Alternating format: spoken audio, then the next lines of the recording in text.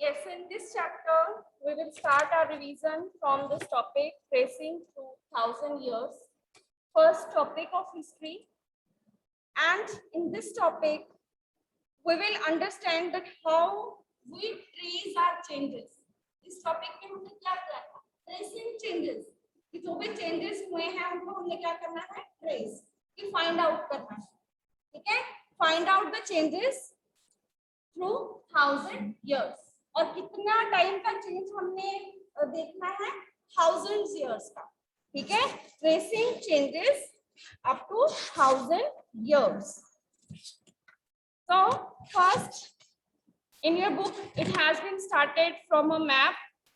Okay, that we have studied two different maps, and after studying two different maps, we come to know that the study that okay, my voice is low. So we have understood the map that has been made by a French cartographer in 1720, and then second map that has been made near about 600 years ago. So we have observed two maps, and they were at least totally opposite from each other. Okay, so it means that cartography, okay, cartography means, yes, this is, yes,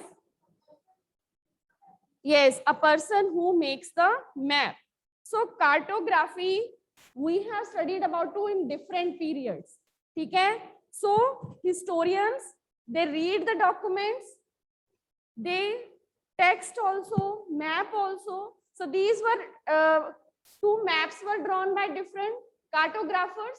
उनको हमने study किया, और जो historians होते हैं वो क्या करते हैं? इन्हीं मैप्स को स्टडी करते हैं. ठीक है, डिफरेंट बैकग्राउंड्स में मैप्स को, जो टेक्स्ट बुक मिलती हैं उनको स्टडी करते हैं. ठीक है, तो ये सारी चीजें अब इनको कौन स्टडी कर रहा है? हिस्टोरियंस. हिस्टोरियंस जो हमें हिस्ट्री के बारे में बता रहे हैं. So those historians are studying the maps that has been made by these cartographers, जो cartographers ने मैप बनाए हैं. ठीक है, and then we have understood about new and old terminologies. ठीक है, new and old. अब terminology कैसे? कि the name of Hindustan, कि how it has been changed over different time periods. ठीक है, कि हिंदुस्तान का जो नेम है वो कैसे चेंज हुआ. Yes, any point you want to add?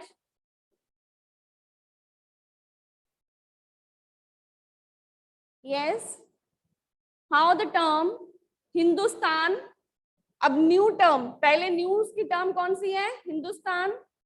Old terminology, उससे पहले क्या टर्म थी? डिफरेंट टर्म्स हमने कौन सी यूज की.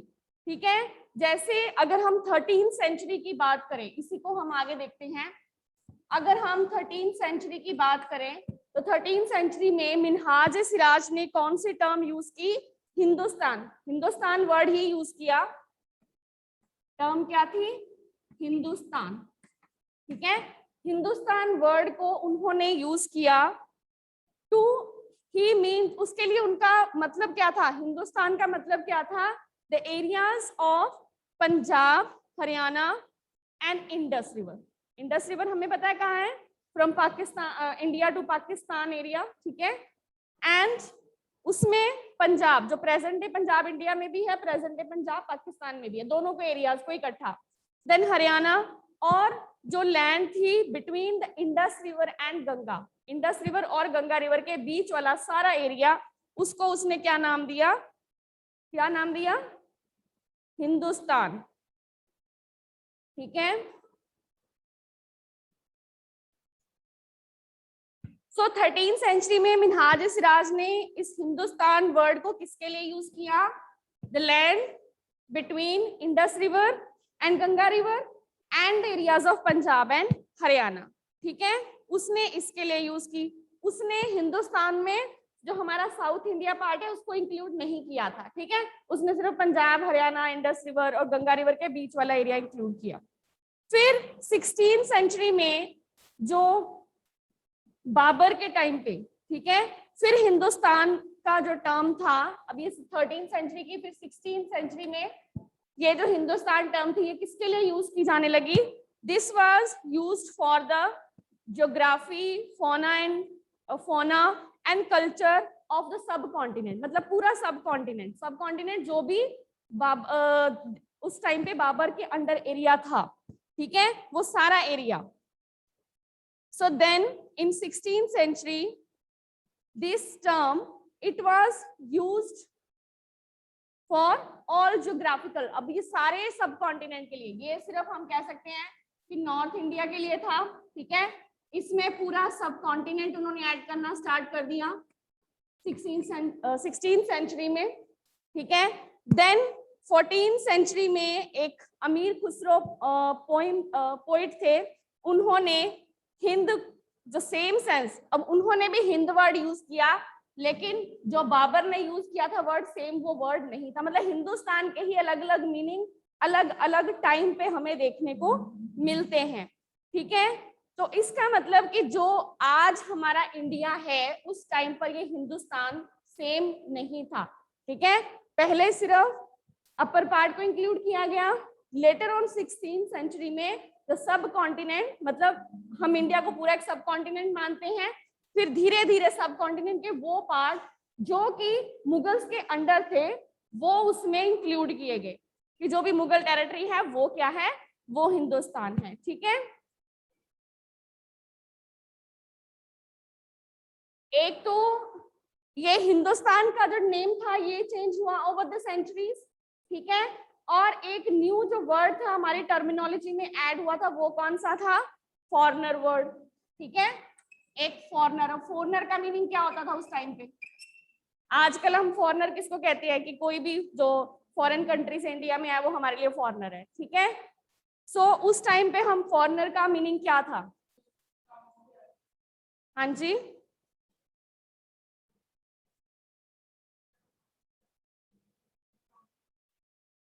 जैसे हम एक विलेज में रहते हैं, अगर कोई दूसरे विलेज से भी आया तो हम उसको भी फॉरेनर कहते थे, ठीक है, अगर कोई दूसरे टाउन से आया तो हम उसको भी फॉरेनर कहते थे। हाँ जी बेटा, हाँ जी, who is not an Indian, ठीक है, आज हम उसको कहते हैं कि जो इंडिया का नहीं है, ठीक है, उसको हम कहते हैं इंडियन। लेकिन मिडीवियल टाइम पीरियड में, जब ये मिडीवियल टाइम पीरियड, मिडीवियल मतलब कि 7 to 14 सेंचुरी की बात कर रहे हैं हम, ठीक है, 7 to 16 सेंचुरी, इस सेंचुरी के बीच में वो मिडीवियल पीरियड है। उस मिडीवियल पीरियड में ये फॉरेनर का मतलब क्या होता था कि कोई भी स्ट्रेंजर हमारे विलेज में आ जाए, ठीक है, तो फॉरेनर का मतलब क्या होता था? एनी स्ट्रेंजर, कि जो भी स्ट्रेंजर हमारे विलेज में या टाउन में आया है, ठीक है। So that is not a part of our society, वो हमारी सोसाइटी का पार्ट नहीं है, उसको हमारा उसका कल्चर हमारे कल्चर से बिल्कुल अलग है, तो हम उसके लिए फॉरेनर वर्ड यूज करते थे, ठीक है। जैसे पीजेंट्स एक ही विलेज में रह रहे हैं, कोई दूसरा क्राफ्ट पर्सन या कोई फॉरेस्ट, हम बात की थी कि फॉरेस्ट से रहने वाले लोग भी अगर वहां आके रहने शुरू हो गए हैं तो वो उनको भी फॉरेनर्स कहते थे। जब फॉरेस्ट की कटिंग ज्यादा शुरू होगी तो फॉरेस्ट वाले लोग भी विलेजेस में आके सेटल्ड होना शुरू हो गए थे, ठीक है, तो इसलिए उनको भी फॉरेनर्स कहा जाता था। क्लियर? उसके बाद कि हिस्टोरियंस को सोर्सेस कौन कौन से मिलते हैं, ठीक है, कार्टोग्राफर्स ने डिफरेंट मैप्स बनाए जो कि हिस्टोरियंस ने यूज किए हमारी स्टडी के लिए। फिर जो डिफरेंट नेम्स, कई डिफरेंट नेम्स है, कई डिफरेंट टर्म्स, कई टर्म्स का नेम चेंज होता गया, ठीक है, जो आज इसका मतलब है पिछले टाइम में कुछ और मतलब था, आज जो फॉरेनर का मतलब है पिछले टाइम में कुछ और मतलब था इसका, ठीक है, the meaning has been change. Now historian के जो सोर्सेस थे, कि जो सोर्सेस है, जिस सोर्सेस को वो स्टडी करते थे हमारी हिस्ट्री को रीड करने के लिए, you have to draw this mind up side by side, ताकि आपको सारे पॉइंट्स जो रहे आपको डिस्कस रहे। आप एक पेपर पे जो आपकी नोट्स की नोटबुक है उसके ऊपर या रफ नोटबुक के ऊपर सारे पॉइंट्स आपने साथ साथ में नोट करने हैं, ठीक है।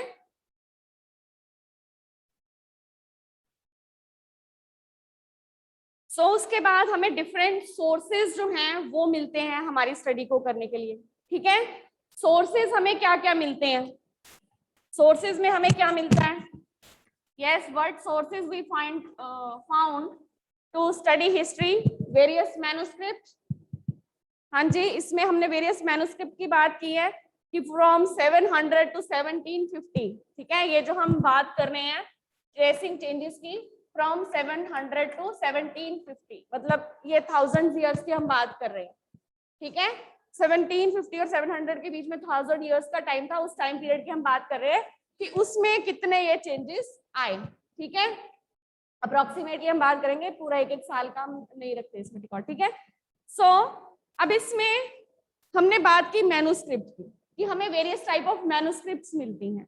अब वो मैन्युस्क्रिप्ट्स हमें जो मिलती हैं, जो 700 ईयर्स में लिखी गई मैन्युस्क्रिप्ट, ठीक है। जब एक मैन्युस्क्रिप्ट लगा कि अब मैन्युस्क्रिप्ट तो ज्यादा देर तक रहती नहीं थी, मैन्युस्क्रिप्ट किस पे लिखी जाती थी, उन पाम लीव्स या बर्च, ठीक है। अब वो ज्यादा देर तक तो सरवाइव करती नहीं थी, नो आयरन पिलर्स वगैरह पे हमें मिलती हैं, तो वो मिलती हैं हमें इंस्क्रिप्शंस, ठीक है। इंस्क्रिप्शंस मिलती हैं वो हमें, या इन मैन्युस्क्रिप्ट मिलती हैं जो हैंड रिटन बुक्स होती हैं। बुक्स आजकल तो पब्लिश होती है ना, सबके पास सेम बुक है, ठीक है। आप सबके पास जो बुक है सेम है, एवरी वर्ड इज सेम। लेकिन मैन्युस्क्रिप्ट क्या होती थी, हाथ से लिखी जाती थी, वो ज्यादा देर तक रहती भी नहीं थी। जब उन्हें लगता था कि ये मैन्युस्क्रिप्ट अब खराब होने वाली है, तो एक नई मैन्युस्क्रिप्ट तैयार कर ली जाती थी। और जब वो नई से पुरानी से नई लिखी जाती थी, तो कई बार लिखते लिखते कुछ चेंजेस हो जाते थे, ठीक है। जैसे हो सकता है उसका कुछ पेज फट गया हो, वो लाइन कंप्लीट करने के लिए उसने कुछ लाइन अपने से ऐड कर ली हो, ठीक है, क्योंकि वो पाम लीफ पे तो लिखी होती थी, एक एक बुक लिखनी होती थी, ठीक है। इतनी सारी बुक्स क्योंकि हाथ से लिखनी है, अब एक बुक की एक ही बुक लिखी जाएगी या ज्यादा से ज्यादा 2-3 लिखी जाएंगी, ठीक है। तो इसका मतलब कि जैसे जैसे बुक्स जो 700 में लिखी गई और जो 1750 में मिलती हैं, तो उनमें आपस में बहुत डिफरेंट है कि जो एक बुक 700 में लिखी गई, सेम बुक जो 1750s में लिखी गई, तो उन दोनों बुक्स में आपस में ही बहुत डिफरेंस है, ठीक है।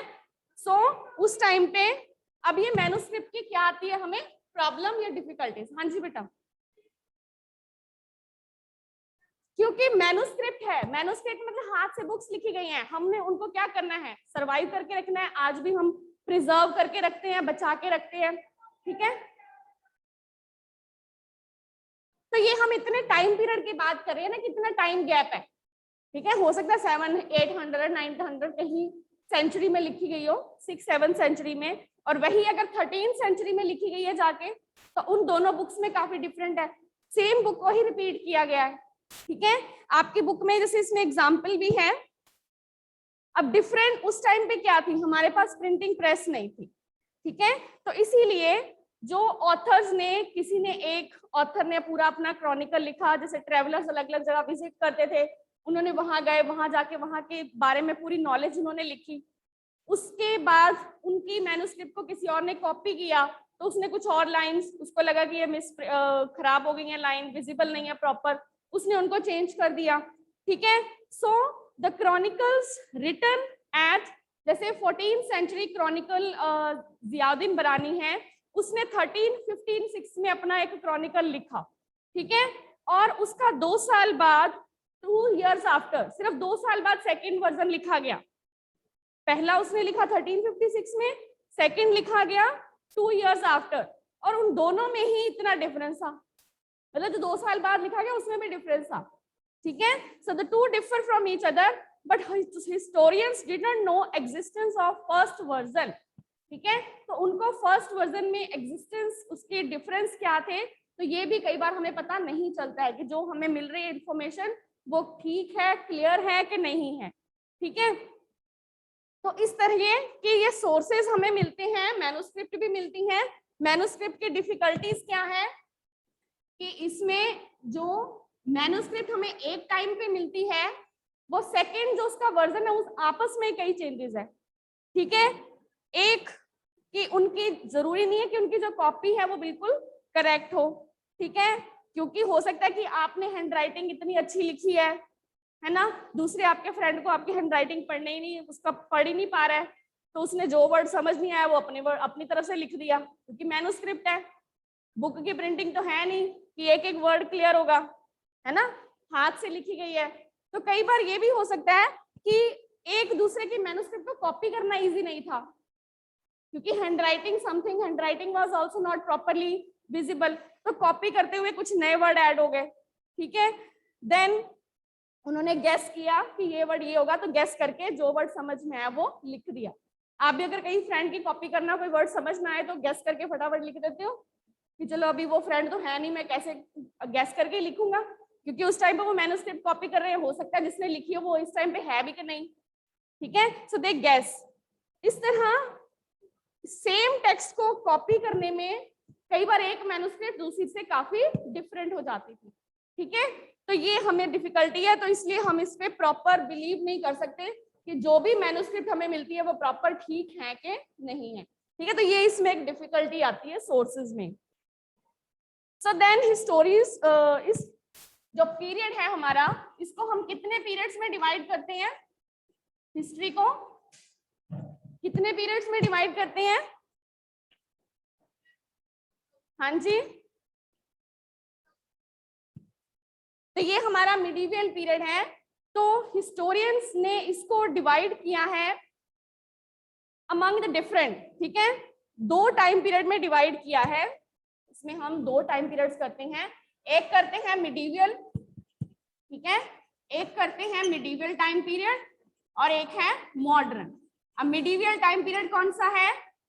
ये 700 टू 1750 का जो टाइम पीरियड है, ठीक है, और मॉडर्न टाइम पीरियड जो 1750s के बाद का टाइम पीरियड है, ठीक है। तो हिस्टोरियंस जब इसको स्टडी करते हैं सारा, तो दो पीरियड्स में डिवाइड कर लेते हैं हिस्ट्री को, ठीक है। यहाँ तक चीजें क्लियर है? इसके बाद और कौन कौन सी चीज अब हमारे लिए जो सोर्सेज है, मैन्युस्क्रिप्ट है, इंस्क्रिप्शन है, और कौन कौन से सोर्सेज होते हैं? यस, कॉइन्स हैं और आर्किटेक्चरल, डिफरेंट आर्किटेक्चर जो हमें मिलता है वो है, और हमें कौन से सोर्सेज मिलते हैं? इंस्क्रिप्शंस होगी, मैन्युस्क्रिप्ट्स होगी, कॉइन्स हो गए, डिफरेंट बिल्डिंग्स, आर्किटेक्चर हो गया वो, ठीक है। सो अब ये चीजें हमें मोस्टली मिलती हैं, ठीक है। तो दीज आर डिफरेंट सोर्सेज, जिसमें कि मैन्युस्क्रिप्ट में हमें थोड़ी प्रॉब्लम आती है, उनको रीड करने में, उनको समझने में। Historians they find difficulty in reading these manuscript, clear? Then historians they have divided this study into two periods. उसके बाद कई नए, जैसे हम कह रहे थे कि people they have also moved from one place to another, forest were cut, many people, new people, they have started agriculture, ठीक है। तो कई जो लोग थे they were also traveling, तो इस तरह कई नए चेंजेस भी आए, कई नए रीजन्स भी बने, नए रीजन, नए एम्पायर बने, ठीक है। तो इसमें जैसे पैन रीजनल एम्पायर, ये भी आपके कि उस टाइम पे नए नए एम्पायर्स बने। तो पैन रीजनल एम्पायर क्या था? Yes, there was also pan regional empire. तो पैन रीजनल एम्पायर क्या था कि areas of empires spanning diverse region, कि अलग अलग रीजन्स को मिला के जब एक बड़ा रीजन बन रहा है तो वो पैन रीजनल। पहले अलग अलग छोटे छोटे विलेजेस थे, फिर धीरे धीरे एम्पायर्स बनने स्टार्ट हुए, ठीक है। जैसे Cholas dynasties, Khalji dynasty, Tughlaq dynasty, Mughals आए, ठीक है। इन्होंने क्या किया? इन्होंने धीरे धीरे ज्यादा टेरिटरी को अपने कंट्रोल में लेना शुरू किया, ठीक है। हंस बेटा ने डिफिकल्टी। उसके बाद ये पैन रीजनल के ये एम्पायर्स जो थे, धीरे धीरे जब उन्होंने एक छोटे विलेज उनके अंडर था, धीरे धीरे उन्हें एरिया को एक्सटेंड करना स्टार्ट किया, ज्यादा एरिया को अपने कंट्रोल में लेना स्टार्ट किया, तो पैन रीजनल एम्पायर्स भी बनने शुरू हो गए, ठीक है। उसके बाद कि उस टाइम पे डिफरेंट जो कई नई डेवलपमेंट्स भी हुई, ठीक है। नए एरियाज बने, नए लोग इधर उधर जो थे वो ट्रेवल करना स्टार्ट हुए, नए लोग शिफ्ट करना स्टार्ट हुए, कई नई रिलीजियस डेवलपमेंट्स हुई, नए नए रिलीजन्स बनना स्टार्ट हुए, ठीक है। रिलीजियस टेक्नोलॉजिकल डेवलपमेंट्स हुई, ठीक है, रिलीजियस और टेक्नोलॉजिकल डेवलपमेंट्स हुई। रिलीजन में नए नए रिलीजन हमारे सामने आए, टेक्नोलॉजीज में कई नई नई टेक्नोलॉजीज, जो नए लोग आ रहे थे बाहर से वो नई नई टेक्नोलॉजीज अपने साथ लेके आए, साथ में नया फूड, ठीक है, कई नई नई फूड हैबिट्स वो भी अपने साथ लेके आए, नए नए तरह के फूड हमारे सामने आए। तो मतलब कई चेंजेस जो थे वो इस टाइम पीरियड में हमारे सामने आए, जैसे पर्सियन व्हील, स्पिनिंग व्हील, ये सारी न्यू इन्वेंशन थी, टेक्नोलॉजिकल चेंजेस थे ये सारे हमारे लिए, ठीक है। फायर आर्म्स, तो ये सारे क्या थे, जब ईरानियंस, अरेबियंस ये सारे हमारे कंट्री में आए थे तो कई चेंजेस लेके आए थे, ठीक है। तो ये सारे चेंजेस भी हमारे कंट्री में आए। उसके बाद जो नए जैसे potato, corn, chillies, T, coffee, ये फूड्स जो थे ये पहले हमारे इंडिया में नहीं थे। जब ये फॉरेनर्स हमारे यहाँ पे आए तो अपने साथ ये new food culture, new technologies, ये सारी चीजें लेके आए, ठीक है। उसके बाद any doubt till now? Yes बेटा, हाँ जी बच्चे। पैन रीजनल एम्पायर, ठीक है, कि उस टाइम पे जैसे हमने बात की कि पहले क्या थे, पहले कुछ कुछ एरिया, स्मॉल विलेजेस सभी अपने में सफिशिएंट थे, एक जाति के लोग एक विलेज में रह रहे हैं, ठीक है, वो जाति के लोग अपने जो भी उनके मैटर उनको सॉल्व कर रहे हैं, ठीक है। लेकिन धीरे धीरे जो एरियाज थे वो थोड़े बढ़ने स्टार्ट हुए। अब उसी एरियाज जो बढ़ने स्टार्ट हुए थे तो उन्हीं में अब इसको हम यूज कर सकते हैं कि पैन रीजनल की एरियाज ऑफ डाइवर्स रीजन। अभी हमने पहले क्या बात की, एरियाज ऑफ डाइवर्स रीजन। यहाँ पे हमने बात की थी कि फॉरेनर उसको कहते थे कि तो दूसरे एरिया से आ गया। अगर एक विलेज के लोग रह रहे हैं, सारे एक ही जाति के या एक ही विलेज के, अपने आप में सारे मैटर्स को सॉल्व कर रहे हैं, कोई दूसरे उनके विलेज से आ गया तो वो क्या हो जाएगा उनके लिए फॉरेनर। लेकिन यहाँ पे क्या हो गया, अब एक रीजन बन गया, अब वो डाइवर्स उनके कल्चर है, डाइवर्स रीजन को मिला के एक रीजन बन गया, ठीक है। पहले क्या था, एक रीजन आपस में सेल्फ सफिशिएंट था, उसका अपना एक हेड होता था। अब डिफरेंट कल्चर के लोग मिला के एक रीजन बनना स्टार्ट हुआ। ये चीज क्लियर हुई कि पहले एक रीजन आपस में सेल्फ सफिशिएंट है, एक ही जाति के लोग हैं, उनका अपना एक हेड है, वो आपस में सभी सारे डिसीजन अपने आप कर रहे हैं। लेकिन अब डिफरेंट रीजन के लोग आपस में जुड़ रहे हैं, वो इकट्ठे हो रहे हैं और उनका हेड एक बन रहा है। जैसे चोला एम्पायर हो गया, डिफरेंट रीजन है लेकिन हेड एक है, मुगल एम्पायर हो गया। तो इस तरह ये धीरे धीरे एम्पायर जो थे वो बनने स्टार्ट हुए। हम इसको कैसे लिख सकते हैं, एरिया ऑफ डाइवर्स रीजन, ठीक है। जो अलग अलग डाइवर्स रीजन थे उनका एरिया इकट्ठा करके क्या बन गया, पैन रीजनल एम्पायर, ठीक है। इसमें आप एग्जांपल दे सकते हो, जैसे Chola, Khalji, Tughlaq dynasty, Mughals, they extended their empires, धीरे धीरे उन्होंने अपना एम्पायर एक्सटेंड करना स्टार्ट किया, ठीक है। क्योंकि बाद वाले चैप्टर में तो हम पढ़ भी चुके हैं, ये दिल्ली सल्तनत, मुगल एम्पायर पढ़ चुके हैं ना।